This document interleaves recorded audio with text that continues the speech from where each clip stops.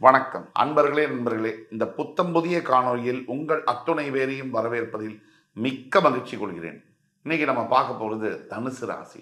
2025 ஆங்கில புத்தாண்டு சிறப்பு பலன்கள் வரிசையில் மேஷம் முதல் விருச்சிகம் வரை பார்த்தோம். இன்னைக்கு நம்ம பார்க்க போகிறது தனுசு ராசி. தனுசு ராசி காலபுருஷனுடைய 9ஆம் வீடு.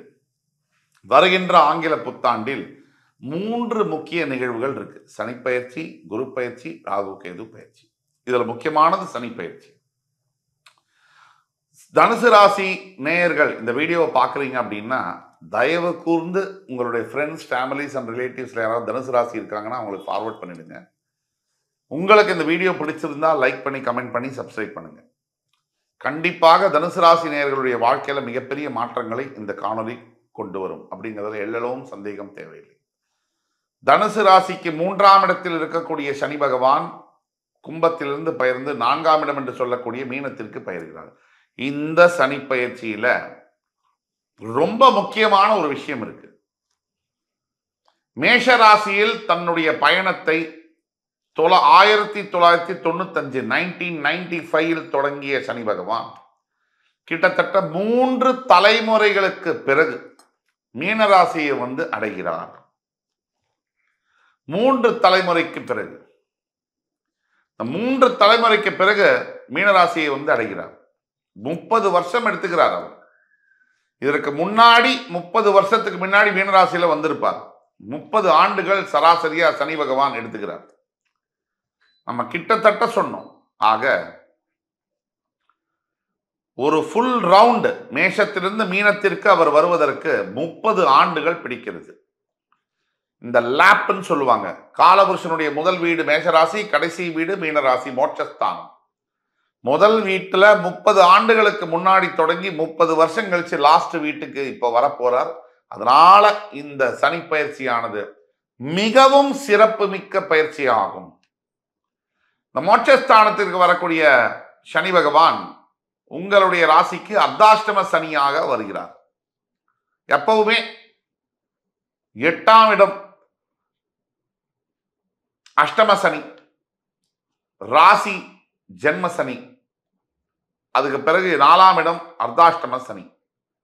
இந்த அர்த்தாஷ்டம சனின்னு பயப்பட வேண்டிய அவசியம் இல்லை. உண்மையில சொல்லப்போனா சில நன்மைகளும் ரொம்ப குறைவான விஷயங்கள்ல கேர்ஃபுல்லாகவும் இருக்கணும். உங்களுடைய உபஜயஸ்தானாதிபதி 2ஆம் இடத்திற்கு மற்றும் 3ஆம் இடத்திற்கும் அதிபதி. தனம், வாக்கு, குடும்பம். 3ஆம் இடம் உபஜயஸ்தானம், சகோதரர்கள், நண்பர்கள், பார்ட்னர்ஷிப்பு, முயற்சிகள், தைரியம், இதையெல்லாம் குடிக்கக்கூடிய 3ஆம் இடம். இந்த 2த்துக்கும் அதிபதியான சனி 4ல போய் உட்கார்றார். ஆக முக்கியமான ஒரு வீடு. ராசிநாதனோட 4ஆம் வீட்டிற்கு போகக்கூடிய சனி பகவானால் எண்ணற்ற யோகங்கள் வரக்கூடிய வாய்ப்பு தனுசு ராசிக்கு உண்டு. என்ன சார் அர்த்தாஷ்டம சனின்னு சொல்றீங்க, எண்ணற்ற வாய்ப்பு எப்படி சார் வரும்? வரும் சார், டெக்னிக்கலா வரும். அதை எக்ஸ்பிளைன் பண்ணி நான் சொல்றேன், ஃபுல்லா கேளுங்க. இந்த 4ஆம் இடம் என்று சொல்லக்கூடிய மீனராசிக்கு வரக்கூடிய சனி பகவான் உங்கள் ராசிநாதன், அதாவது குருக்கும் சனிக்கும் பகை அல்ல, சமக்கிரகங்கள். இதை முதல்ல புரிஞ்சுக்கணும் அடிப்படையில். இந்த 4ஆம் இடம் என்பது வாகனங்கள், பெரிய சொத்துக்கள், டாக்குமெண்டேஷன், இதெல்லாம் குறிக்கக்கூடியது. சனியுடைய காரகத்துவத்தில் கூட பேப்பர் ஒர்க் வரும், டாக்குமெண்டேஷன். ஆக இந்த 4ஆம் இடத்திற்கு சனி வரும்பொழுது தனுசு ராசி நேயர்கள் அசையா சொத்துக்களை வாங்க சரியான நேரமாக வருகிறது. ஆனா அம்மாவுடைய உடல் ஆரோக்கியத்துல கவனம் தேவை. இந்த 4ஆம் இடத்திற்கு வரக்கூடிய சனி பகவான் தன்னுடைய 3ஆம் பார்வையால் ரிஷபராசியும் உங்களுடைய 6ஆம் வீட்டையும், தன்னுடைய 7ஆம் பார்வையால் உங்களுடைய 10ஆம் வீடு என்று சொல்லக்கூடிய கன்னிராசியும், தன்னுடைய 10ஆம் பார்வையால் உங்கள் ராசியவே கூட பார்க்கிறார்.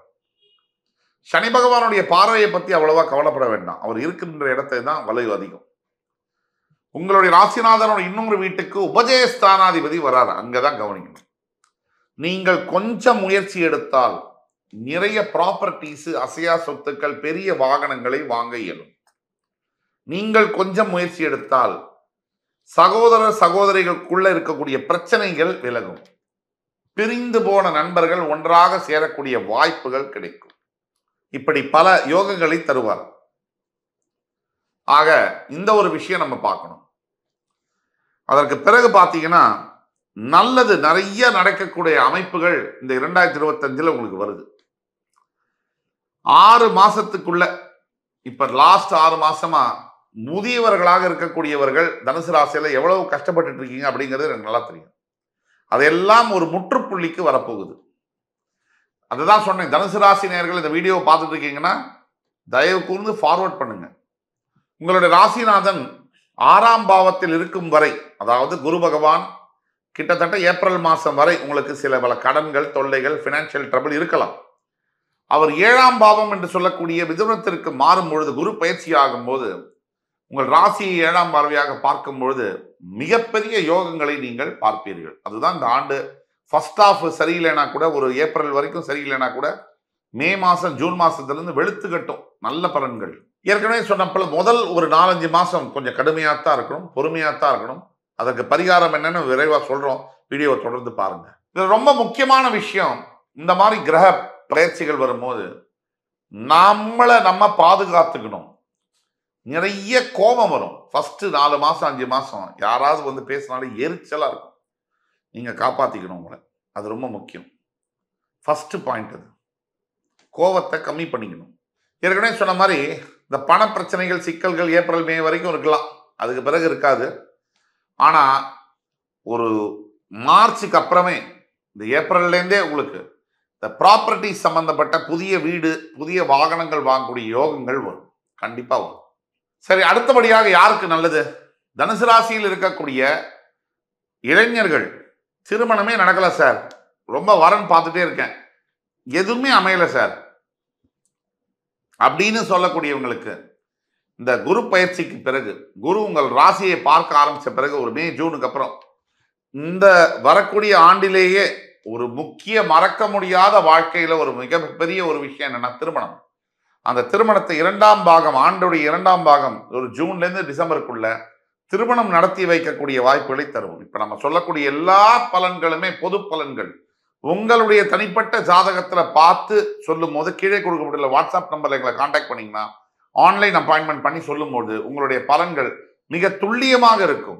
இந்த புத்தாண்டு அப்படிங்கிறது அடுத்த ஒரு வருஷம் 1.5 வருஷத்துக்கு உங்களுக்கு என்னென்ன லைஃப்ல மாற்றங்கள் இருக்குங்கிறத பத்திலாம் கிளியரா பேச முடியும். ஒண்ணு. ஆக அடுத்து வரக்கூடிய ஃபர்ஸ்ட் 6 மாசம், செகண்ட் 6 மாசம் அப்படின்னு டிவைட் பண்ணிக்கிட்டோம்னா தனுசு ராசிக்கு இந்த முதல் 6 மாசம் கொஞ்சம் மாடரேட்டா தான் இருக்கு. அதுக்கு அடுத்து வரக்கூடிய 6 மாசம் என்பது மிகப்பெரிய ராஜயோக திருப்பங்களுடன் வரக்கூடிய 6 மாசமாக இருக்கு. இது வரைக்கும் எதுவும் நடக்கல, இதுவே வந்து இதெல்லாம் கஷ்டத்தையும் பட்டுட்டோம் அப்படிங்கிறது வந்து அதே இதை வந்து நம்ம பேசி வந்து அந்த காயங்களும் ரணங்களும் நமக்கு புரிந்தாலும் கூட அடுத்த நாள் என்ன நடக்கும் தெரியாத இருக்கக்கூடிய சுவாரஸ்யம் தான் அதோடைய பெயர் தான் வாழ்க்கை. நார்மலா இருக்கக்கூடிய ஒரு ஆள் கூட வந்து மிகப்பெரிய உயரத்துக்கு எட்டக்கூடியது நம்பிக்கையின் பாதம் தான். நம்பிக்கை இருக்கிறவங்களுக்கு தான் வாழ்க்கை வந்து கை கொடுக்கும். ஆக எஸ்பெஷலி மீடியா துறையில வேலை செய்யக்கூடிய தனுசு ராசி என்பவர்களுக்கு மிகப்பெரிய ஏற்றங்கள் காணப்படும். இப்போ ஒரு டைரக்டரா ஒருத்தர் ட்ரை பண்ணிட்டு இருக்காரு, மூவி பண்ணணும்னு, அவருக்கு ஒரு ப்ரொடியூசர்ஸ் இருக்காங்க, ஆக்டர்ஸா இருக்காங்க, ட்ரை பண்ணிட்டு இருக்காங்கன்னா அவங்களுக்கெல்லாம் திருப்புமுனை ஆண்டாக வருகின்ற ஆண்டு வரும்னா அதுல மிக இல்லை. அதே மாதிரி ரொம்ப இந்த லாஸ்ட் 6 மாசம் நிறைய சந்தோஷங்கள், அதாவது மறக்க முடியாத மெமரிஸ், நல்ல மெமரிஸை கொடுக்கக்கூடிய ஒரு ஆண்டாக வருது அப்படின்னு சொன்னா அது மிக இல்லை. இது எல்லாத்துக்கும் மேல குரு பகவான் 6ஆம் பாவத்துல இருந்து 7ஆம் பாவத்துக்கு வந்த பிறகு லாட்ரி டிக்கெட் அடிச்ச மாதிரி லைஃப் வந்து ஒரு ஃபுல் பாசிட்டிவ் டர்ன் எடுக்கக்கூடிய வாய்ப்புகள் நிறைய இருக்கு. சரி, இதெல்லாம் ஒரு பக்கம் இருக்கட்டும். ராகு கேது பயிற்சியை பத்தி பேசணும்னா, தற்சமயம் மீனராசியில் இருக்கக்கூடிய ராகு உங்களுடைய உபதயஸ்தானத்துக்கு 3ஆம் இடத்திற்கு வருவார். எப்பவுமே, இப்ப மட்டும் இல்ல, லக்னம் ராசி 3, 6, 11, 12 இந்த இடங்களில் ராகு சஞ்சரிக்கும் போது யோகராக மாறுகிறார் என்பது ஐதீகம். அதே மாதிரி உங்களுடைய ராசிக்கு 10ஆம் இடத்தில் இருந்து வந்த கேது உங்களுடைய பாக்கியஸ்தானத்திற்கு செல்லும் பொழுது சில பல கருத்து வேறுபாடுகள் அப்பா பையனுக்கு, அம்மா பொண்ணுக்கு வரலாம். ஆனால் அதை பத்தி கவலைப்பட வேண்டியதில்லை. அது காலப்போக்கில் மறைஞ்சிடும். விட்டு கொடுத்து போங்க. பெத்த அப்பா அம்மாவை தவிர வாழும் தெய்வம் யாருமே இருக்க முடியாது. அப்பா அம்மாவை மிஞ்சி ஒரு கோவிலும் இருக்க முடியாது, கடவுளும் இருக்க முடியாது. நேர்லயே வாழக்கூடிய தெய்வங்கள். அவங்களுக்கு நீங்க செய்யக்கூடியது ஒன்னே ஒண்ணுதான். பெரிய ஒரு கோல்டுல அபிஷேகம் பண்ணணும்னு கூட அவங்க எதிர்பார்க்க மாட்டாங்க. இருக்கும்போது 4 வார்த்தை, நல்ல வார்த்தை அரவணைச்சு அவங்களுடைய பாதத்தை தொட்டு வணங்கி அவங்களுக்கு நீங்க செய்யக்கூடிய சர்வீஸ் ஆனது இருக்கு பாத்தீங்களா, அதைத்தான் அவங்க எதிர்பார்க்கறது. 4 நல்ல வார்த்தை, இவ்வளோ சோறு, இவ்வளவுதான். இதை மட்டும் நீங்க செஞ்சாலே மிகப்பெரிய விஷயங்கள். ஆனா பல அன்பர்கள் நம்ம சொன்ன மாதிரி முதியோருக்கு இல்லம் இருக்கலாம், முதியோர் இல்லம் இருக்கக்கூடாது அப்படிங்கிறதா நம்மளுடைய வேண்டுகோள். ஆக எத்தனை G 4G 3G 4G 5G வந்தாலும் இந்த கஞ்சி உங்களுக்கு ஊத்துனது யாரு? அன்னைக்கு உங்க அப்பா அம்மா தான். அதனால அதை மறக்காம நீங்க இருந்தீங்கனாலே போரும். ஆக இந்த அளவுல தனுசு ராசிக்கு சனி பயிற்சி, குரு பயிற்சி, சனி பயிற்சியை விட குரு பயிற்சி, குரு பயிற்சியை விட ராகு கேது பயிற்சி நல்ல பயிற்சிகளாக இருக்கு. தனுசு ராசியை பொறுத்த வரைக்கும் கடந்த சில ஆண்டுகளாக ஒரு 7-8 வருஷமா நிறைய துன்பத்தை பட்டுட்டீங்க 7.5 சனி காரணமா.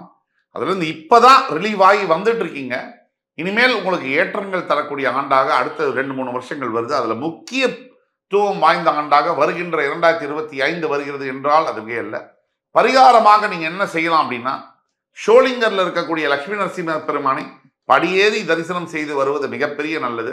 உங்களால் முடிந்த தான தர்மங்களை, கல்விக்கான உதவிகளை செய்யும் பொழுது வாழ்க்கை நினைத்து பார்க்க முடியாத அளவில் முன்னேறும் என்று கூறி, என் உயிரினும் மேலான தனுசு ராசி என்பர்களே, உங்களை மறுபடி சந்திக்கும் வரை உங்களிடமிருந்து விடைபெறுவது உங்கள் சுபாஷ் பாலகிருஷ்ணன். நன்றி, வணக்கம், வாழ்க வளமுடன்.